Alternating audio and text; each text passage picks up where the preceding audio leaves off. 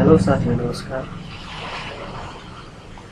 म दिपेश तपाईहरुलाई आज इमो कसरी डाउनलोड गर्ने ल्यापटपमा वा कम्प्युटरमा पीसीमा तपाईहरुले त्यो सिकाउन गइरहेको छु। राम्ररी हेर्नु होला।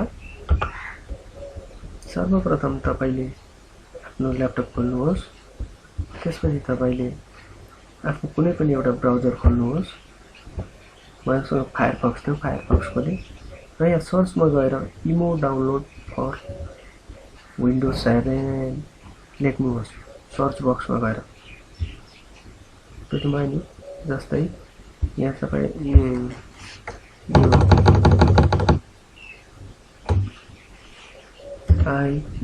IMO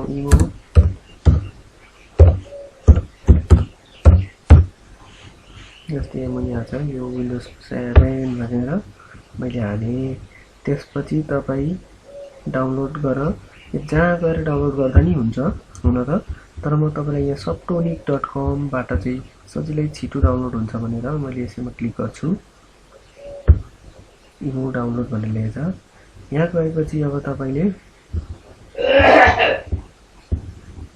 सर्वप्रथम यहाँ फ्री डाउनलोडमा क्लिक गर्नुहोस् इमो।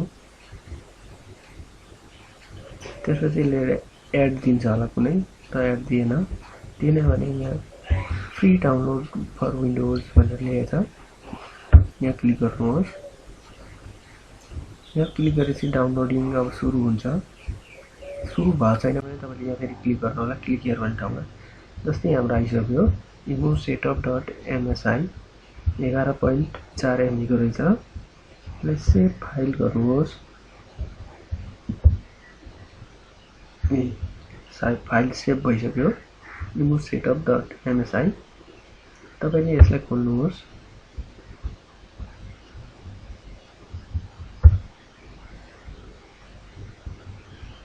अब यसलाई रन गर्नुहोस्। अब यो इन्स्टल हुन्छ। यो I accept term and the licence agreement गर्नुहोस्। त्यसपछि इन्स्टल गर्नुहोस्। आफै सेटअप हुन्छ।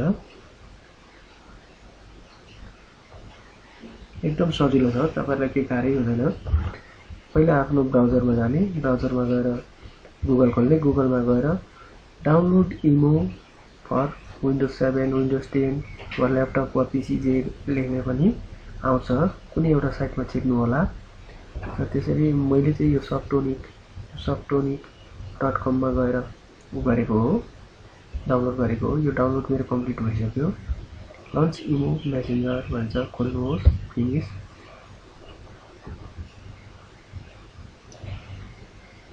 तपाईहरुलाई यस्तै अरु कुनै एप्लिकेसनको बारेमा सिक्नु छ, ल्यापटप कम्प्युटरमा कसरी डाउनलोड गरेर चलाउने, कृपया मलाई भन्नु होला। एकचोटि मैले भिडियो बनाएर हाल्दिने छु।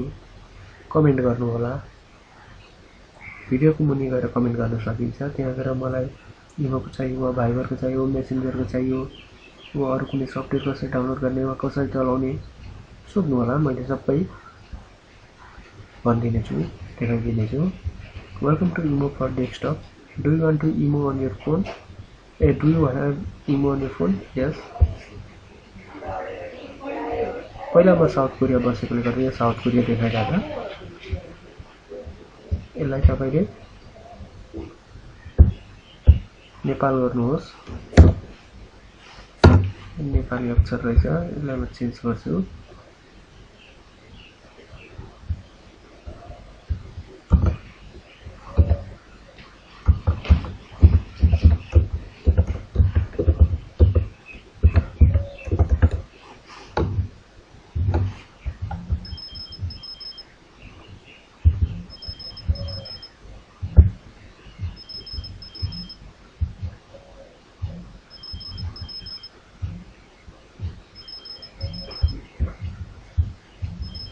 तपाई त्यहाँ नचेन्ज गरेर यहाँ गर्दा नि हुन्छ।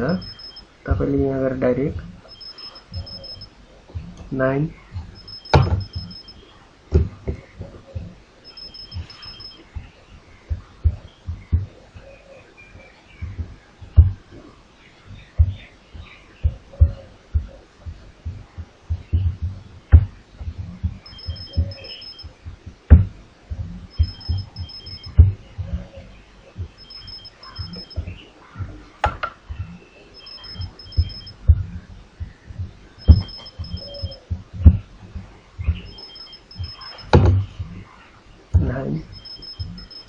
7 नेपाल आयो।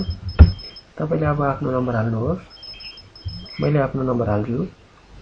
यो नम्बर कृपया उगुन नगर्दिनु होला, कसैले युज नगर्दिनु होला।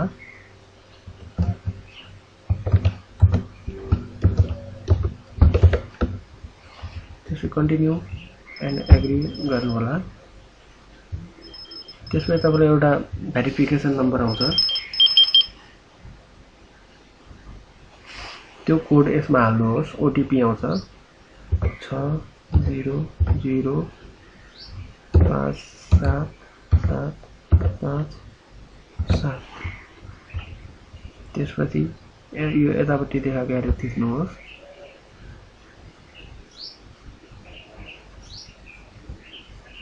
यहाँ हेर्नुहोस् तपाईको इमो चल्यो, खोल्यो।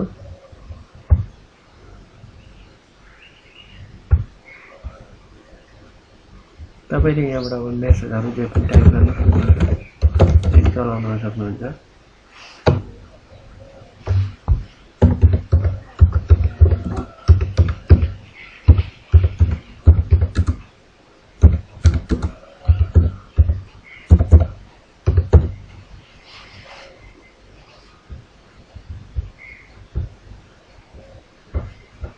है आजलाई यति मात्रै।